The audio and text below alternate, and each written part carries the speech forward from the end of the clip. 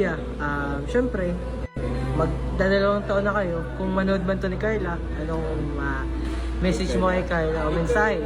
Mensahe ko, thank you very much sa effort, sa understanding.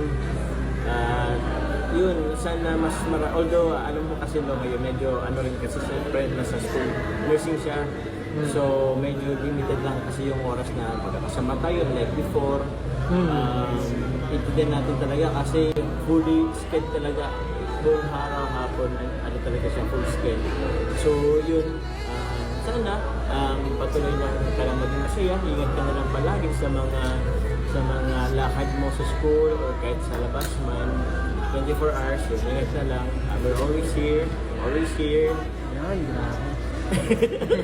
Basta yun na yun. Nahihingkit ako Ha? Nahihingkit ako. Wala lang, si Tri patuloy pa rin. Limited nga lang kasi syempre may UTI. Pero andun pa rin yung thank you, basta thank you for the sa lahat-lahat. Overall, maraming salamat. So syempre, para naman sila, kinikilig si Lord. Okay, thank you kuya. Thank you sa pag-intay. Thank you Lord, thank you Lord. Thank you po mga kanina. Bye-bye. Thank you. Ito.